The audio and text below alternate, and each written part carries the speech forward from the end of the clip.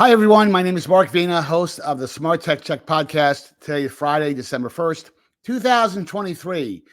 My podcast today is completely focused on some of the latest and greatest updates in the broadband arena, a topic very close to my heart and a topic very close to the person who's joining me for today's podcast. It's Dwight Silverman, the longtime personal technology columnist for the Houston Chronicle, a guy that I've known for, I think I met you first, Dwight, when there were still floppy drives in stereo computers. That's how far we go back when I was at Compaq. But Dwight, how are you? Doing great, thanks. And I'm really happy to be here. I love this topic. I know we were kind of chatting, messaging before the podcast, and I know this is not just close to your heart, but you're a kind of a technology connoisseur because you obviously meet with a lot of the same high profile companies I do. That will certainly come up during the podcast, but this is a very important topic. I mean, we'll probably get into a little bit of technology minutia, but I know you're a seasoned guy, and you'll level up the discussion to make sure that the common consumer can kind of appreciate some of the issues with this. But before we go into that, you're obviously well known.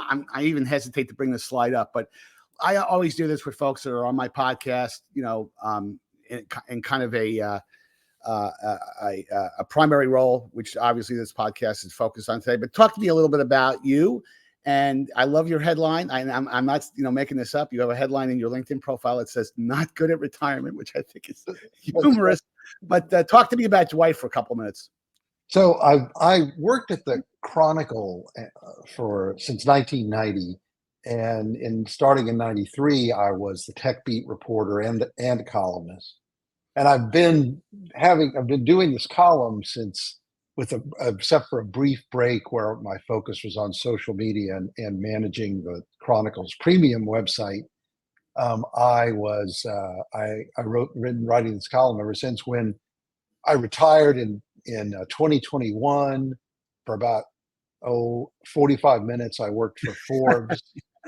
and then I decided, no, I really do want to be retired. And the Chronicle said, hey, you want to resume your column? And I said, sure. And so since late 2021, I've been doing it back again for the Chronicle. It's much more probably consumer tech focused than it was originally. I was kind of more wide ranging on topics, but I've really been enjoying it. And this is really an interesting time to be writing about personal tech, because things that had been kind of moribund, such as home broadband, suddenly have a lot of activity in them and a lot of changes. And so it's fun getting to chronicle that. Oh yeah. Well, and the nice thing about when you're in the technology space, whether you're on the reporting side or you're on the product side or whatever facet of a person's career is, and you're involved in technology, it's not like working in the bank. It's not a 10 to 4 same old thing. I mean, the tides are always shifting. And I think to your point, especially next year now with AI coming on, getting even more accelerated, and of course that's a completely different topic. We might even talk a little bit about that during the podcast. It's just that it's what I love about technology is that you wake up in the morning and there's something new to talk about. But let's get into this, because this is a really important topic. It's close to my heart, and I normally separate these topics out, and we're going to talk about a couple of other things beyond these topics, because you just cannot not talk about some of these other things we want to talk about. But the first thing I want to get your impressions on is, I'm an Xfinity guy, not because I want to be, but because I live in San Jose. I'm a stone's throw away from the Apple campus, and the only choice I have is Xfinity, which, all things being equal, they haven't been that bad. They've had kind of a bad customer reputation a few years ago. To their credit, they have tried very hard, I think, to shore things up. But they've recently announced this new 10G network, and let's talk a little bit about that, because from my perspective, and I'm an ex-marketing guy. Marketing guys love to exaggerate claims. We love to push the envelope in terms of what something really is.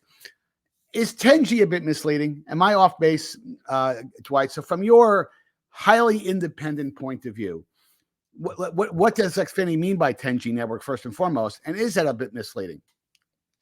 10G in this case, in this context of broadband, and it's actually a cable-wide term, Cable Labs kind of came up with it, which is Mhm. manages the DOCSIS standard. 10G in this case refers to 10 gigabit network. The problem is that for years, the cellular network industry, cellular phone industry, has used G as generation. So right now, the current data service for cellular providers is 5G, meaning the fifth generation. So when Xfinity starts talking and other cable providers start talking about 10G, because of the way it has been used originally with the carriers, telecom carriers, 10G becomes misleading. And I think, the question becomes, are they doing that deliberately as a way to say, hey, we're leapfrogging uh, uh, cellular carriers with 10G instead of 5G? But it is also an accurate description of the theoretical maximum that the DOCSIS 4 standard will be able to do once they get it in place. So they have a good reason for using 10G, but also you could also argue they should have known better. Mhm. Well, I think they did know better. They chose. Yes, they did know better, and they didn't care. Yeah, I think that's really the explanation. I mean, I don't think it's totally egregious, because you can Right. kind of sort of explain it, but I mean, certainly there's a marketing angle there. They do want. I think they deliberately would like to say, "Hey, this is superior to 5G." Although it's really compare. It's like comparing oranges to apples. Right. It's a typical compare. Now we're throwing around this phrase DOCSIS. Now this is where it gets a little technical, technologically complex for a lot of people. But DOCSIS is a modem standard that's been out for years, and we've gone out through different flavors of modem standards. Typically, it's something that a consumer doesn't care about, because if you're subscribing to a cable service, one of two things are going to happen. Either that broadband provider is going to lease you a modem, which I'm not really that crazy about, because I'd rather save the $10 or $15 a month, which is what I do, or they'll recommend a modem that is DOCSIS compatible, which generally speaking, there's lots and lots of choices. But DOCSIS, is really a standard. It's a standard that allows that modem to interoperate with routers and things like that. So you don't have compatibility issues. And each level of DOCSIS, of course, has added new functionality. I mean, the latest DOCSIS standard, the one that most people probably have in their home, I want to say it's 3.2, and now 3.3 is out there as well. I just upgraded to a 3.3 compatible DOCSIS modem. But now we're talking about DOCSIS 4.0. That is a big deal, because there's lots of wonderful things, and that really ties back to what Xfinity's plans are with their 10G network. So let's go through that for a second, because you and I had a great conversation about this last week, and I do think this is going to be pretty important, because it's a lot of people are waiting for fiber to come to their particular neighborhood, which has, of course, equal upload and download speeds, which is kind of broadband nirvana for many people, depending on the complexity of your applications. But in this context, let's talk about why DOCSIS 4.0 could be pretty big, especially as Xfinity starts to roll it out. Well, so DOCSIS 4 gives cable providers something that they have not had before, and that fiber, as you mentioned, has over them. It will make it so uploads and download speeds can be the same. Right. This is a really big deal. Right now, like you, I'm in a Comcast area, and Comcast here in Houston, their state-of-the-art gateway offers, I believe it's DOCSIS 3.1 is the current standard, and it allows for multi-gigabit download speed. So, like, I've got 1.2 gigabit. I think they can go as fast as 2, and possibly more in some markets. But my upload speed is 20 megabits. Mhm. And I think the best that they have is like a 30 megabit upload for the really fast tiers. So this essentially levels that capability out. And I think that one of the things that they're looking forward to is being able, then go head to head with fiber and say, hey, if we add we can do this and we don't have to dig up neighborhoods, lay down fiber. We can do this with our existing coax, which technologically gives them, and certainly in terms of cost, gives them some benefits. Most of what they're doing in their back end is really with software and some hardware, but it's a lot less expensive than digging up yards and putting down fiber. So it gives them an edge. They're expected to start really rolling it out next year. There are some markets that are starting to get it. I think Atlanta, it's now switched on there. But the other thing is, and this is kind of really interesting, is that Comcast has been touting this XB8 home gateway. That's the model number. Yes. And they are putting a lot of investment in it, but it itself is not a DOCSIS 4.0 gateway, and you'll have to upgrade yet again to a new bit of hardware. The good news about what these companies are doing is that used to be that these standards languished, and the gateways they did languished. For a long time, the Wi-Fi speed was kind of a lower end tier than what you could get if you bought your own router. That's no longer the case. Yes, The right. XB8 is a 6E, Wi-Fi 6E, and it costs $15 a month. If you buy a pair of mesh network routers for your home, you could go well over $300 for that. And it takes many more months of $15 a month to recoup that cost. Right. And so it kind of has changed the economics of whether you rent a modem or buy a gateway. And that's really interesting because I think that that's going to only get more so.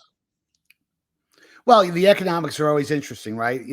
For me, and we have to really kind of discount you and me because we're technology savants, and we're always, we don't mind spending a weekend upgrading our computers or upgrading our hardware infrastructure in our homes. Having said that, there is a desire, I want to say, with most consumers. Really, they don't want to become the CIOs or the CTOs of their homes. They actually would like the idea of the service provider not only giving them great speeds and with the lowest amount of latency, so they can do all kinds of different things in their homes, but they want security. They want which obviously a lot of the BSPs provide if you use their modem, and there's other things that they can help be preemptive about that I think consumers like. But the economics to me sometimes is, pretty compelling. But you just said something that's very, very interesting, Dwight, in that this new Xfinity router that's coming down the pipe, it's 6E, and we've got 7 now coming out the door. I mean, that standard is getting finalized as we speak. If you believe and I just got briefed by a major wireless router company just a couple of days ago. If you believe the rhetoric they're providing about Wi-Fi 7, this will be the first time we'll have wireless capability that competes extremely favorably with a tethered connection, with a wired connection. If you believe the hoopla because of additional radios, more nodes, there's all kinds of wonderful technology that goes into Wi-Fi 7 that makes it a better play. But isn't that a problem though? Hey, I upgrade I'm using, let's say in your example, I'm using this new Xfinity router. Now 7 comes out. So what do I got to do? For those people who want to take advantage of 7, they've got to wait for either Comcast to roll out an upgraded router, which they will at some point, or they do what you and I would do, is we'd go out and buy a Wi-Fi 7 router. So, well, the companies are being more aggressive about upgrading the Wi-Fi technology in their gateways. I would not be surprised if once the cable companies, and specifically Comcast, since that's who we're talking about, I would not be surprised if when their DOCSIS 4 gateway appears, it has Wi-Fi 7. It's all backward compatible with everything else. So, so I wouldn't be surprised if they take that opportunity to make that upgrade. But what's really interesting is if you are buying your own hardware and you want to go from Wi-Fi 6E to Wi-Fi 7, that's probably not something you want to do now because the standard really isn't finalized. the routers, the individual routers are really expensive. And at the moment, there's no hardware on the client end that takes advantage of it. Show me a phone that has Wi-Fi 7. No. I think it's possible that the Pixel 8 does. I'm not sure, but there aren't that many things out there. Although I'll Well, tell you, even Wi-Fi 6E is fantastic. On my iPhone, I bought a couple of Eero 6E routers that I'm using from Amazon, mhm. and on my iPhone 15 Pro Max, I get 1.2 gigabit downloads on my phone, which is just kind of astonishing. Not that I do anything that needs that, but it's the speed is already there. Once it's synchronous, or symmetrical, where you have the same speed on both sides, it's going to be really impressive. But the interesting thing is though is that while Wi-Fi 7, you will have to have a Wi-Fi 7 client to comprehend the greatest Mhm. benefits of the Wi-Fi 7 standard between the router and the client device. And it's true, the available number of Wi-Fi 7 devices is, I think you could probably count it on the half of one hand. It's just they haven't rolled Mhm. it out completely yet. But if you listen to the rhetoric of the brand name wireless routing company that I spoke with yesterday, even if you don't have a Wi-Fi 7 client, you will see some benefits. Some performance benefits, a little bit less latency, which is the thing that really piqued my interest, because it gets back into a philosophical topic that I think consumers get frustrated in. You had Wi-Fi. Oh my God, A, B, C, AX came out. I mean, every couple of years there's a new standard evolving, Wi-Fi 4, Wi-Fi 5, 6. And after a while, with the average consumer who are unlike us, which track this stuff, their eyes start to roll over like a Right, right. cartoon. And you really have to demonstrate tangible benefits. And it kind of goes to the smart home topic, because the average home today has 25, 30, 35 IoT devices in their home. And every time you upgrade to a new router, unless you do it intelligently, and I've gotten burned a couple of times years ago, and now I can do it in a flash because I've learned my lesson. The average person doesn't want to go through the frustration of upgrading the router and then having to repair every device to that router with a new domain, with a new password. And again, if you've done it one or twice and gone through that pain, you quickly learn. But it could be an all-day job if all of a sudden now you've got to think of every device in your home to change to modify that information to work with the latest router that you've upgraded to. So there's a bit of is it worth the pain to upgrade the router? That's the kind of, I think that's the calculation that a lot of consumers, I think, have to make. Do you agree with that? Yes, and as you said, it is much easier today. I mean, basically, every router that you set up in the setup process allows you to name it, and so long as you name your current router the same thing you named your previous router, you should be good in most cases. And so it's pretty simple, but not a lot of people do that because there is a default name, and some people just click Yes. past the default and they they Right. they don't know don't do it. Um, but one of the interesting things is coming into this alongside the the legacy players. You have the carriers, the 5G carriers. Now, all three of them offer some form of wireless home broadband. T-Mobile, Verizon, and AT&T just announced that they're going to open up. They just launched it here in Houston. They call it AT&T Internet Air, Hmm. and that is one of the things that is driving this push from the legacy companies, including AT&T's own wired arm, to increase their speeds and increase and improve their products. Because suddenly, when you previously had one or two, at max three internet providers in a given area, now you've got three wireless providers coming in and challenging these guys with good pricing, a product that's often good enough, and a lot of marketing behind it. Now, to get back to that topic, which we kind of went through it very quickly, are you now of the mindset that that you would recommending to when you get an inquiry to your column, and I know you probably get, like me, I get a lot of inquiries as well, asking for tips and answers to questions. Do you think you right now can really confidently recommend to people that they should really use the router that comes from their broadband service provider, and hey, it's worth the $10 or $15 that you have to pay? Take advantage, because as they upgrade those routers, generally they'll charge you the same rate for that. Or are there any cases where you're telling folks, you know what, maybe you should go out and get your router? And what I'm particularly thinking about, by the way, is mesh routing capability for people who have large homes, large properties. Netgear has the Orbi router that has multiple satellites that can cover 5,000 square feet, which is a very, very large home. And I've been using Orbi routers for years, and they're fantastic. So you don't get any dead spots in your house. So, what's your criteria for telling someone, hey, yeah, go out and lease that modem slash router from your broadband service provider, or you should go out and just buy the hardware equipment itself? It really depends on the user, and someone who is very technically savvy and wants to have control over their network, who is interested in maybe having, particularly on the cable side, having a modem and then being able, when say Wi-Fi 7 comes out, to go out and get a router that updates to that. If they're savvy enough to think like that, those are the kinds of people now who should do it.